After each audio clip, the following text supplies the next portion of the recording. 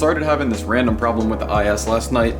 I was driving it home and the front driver's side brakes kind of have this effect where, if you know what scraping your fender liner sounds like, you know, if there's a dip in the road or you have a lot of camber and you turn left or turn right and you kind of rub on fender liner, or if you're just super low, you might just rub on fender liner all the time. Since I put the JZX 100 control arms on, I kind of have that problem if there's something super low, or if there's something super bumpy, or just a dip in the road or uneven lanes, something like that.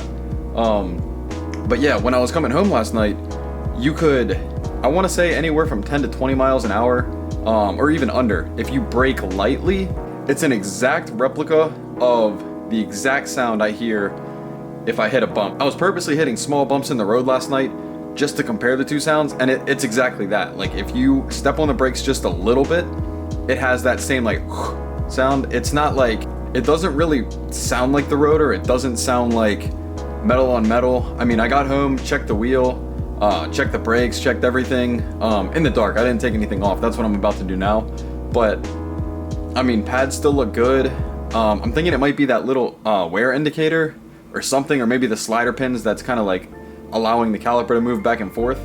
But we're gonna check it out here in a minute. It's weird. Because of this back wheel fitment, I never think of my car as really being low. On some grounds, especially here, is literally on the ground. But, I mean, okay, for example, front fitment, I think is pretty good. That's pretty much where I want it. Now the back fitment, how much wheel gap is actually back here? That's not acceptable. So anytime I look at my car, I'm just like, dude, it's just not low enough.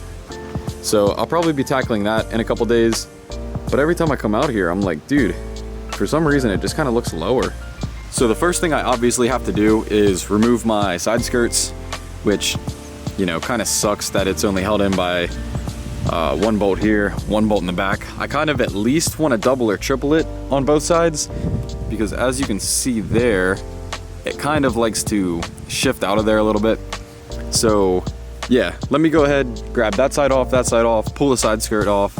That way I'll have at least the jacking point to be able to get the wheel off.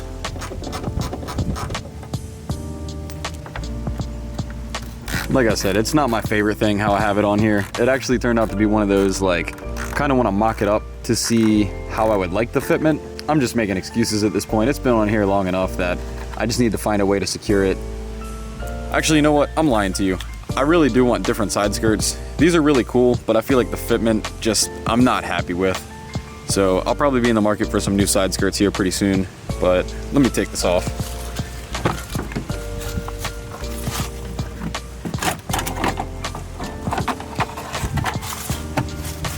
Damn, not too bad. Normally this likes to fill up with way too many rocks. Just a couple in there.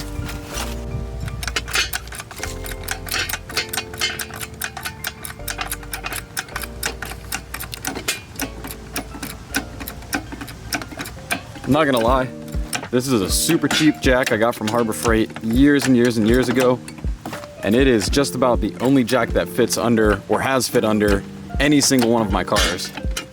So huge props to that. Okay, damn, these things are getting quite dry rotted.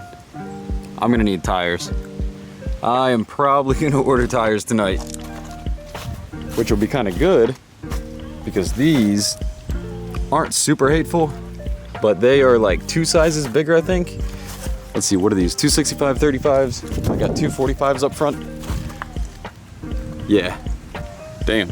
All right. I keep forgetting I have to run these wheels with this weird spline key lock. Oh yeah, there's my little show tags I got with the little Brakenex kind of plate.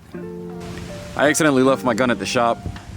During this whole time I've been on vacation, wasn't thinking of anything about doing any work on cars, just wanted to kind of like relax. So that's my fault. But here's the funky thing. Last night, you could literally give it the slightest push like this and you would hear a squeaking, which kind of led me to believe maybe it was like a tie rod.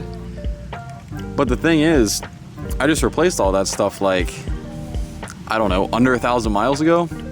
Lower ball joints. I know you guys saw me do the upper control arms. Yeah, I don't know. I wonder if something was stuck or, let's see. Little indicator guys are good. It might have been that bottom pin. So what I might do in a couple days is grab some new pins, you know, grab my gun from work, be able to take this off and further inspect it. But geez, I can't stop looking at that. Those cracks are pretty ridiculous. Can you see that on camera? Yeah, I guess you can. Yeah, that's pretty rough. She needs an alignment too. I know I've been talking about that forever. I've been trying to get into my friend's shop, but you know, we keep getting words mixed up and schedules not lining up, and I'll get to it. I really don't drive this thing that much yet because of that reason, but yeah, that's kind of where I'm at. I have a couple other goodies coming for the Lexus. A couple coming from overseas right now, and then a couple coming from the States. I know with the holidays approaching and with this whole COVID thing, it could be a little iffy, or if we're gonna get them this year, which I hope we do. Yeah, I'm really sorry that didn't quite turn out the way I wanted to. Kind of wish I had better of an update instead of kind of being let down. I mean, on the bright side, it's not doing the squeaking now, so if I need to run out for something, it's not gonna be super terrible, but let me make it up to you. Let me start the car up and give it like a quick little rev, and hopefully that makes it up for this video, and I'll have something at least within the next couple days, if not a week at most.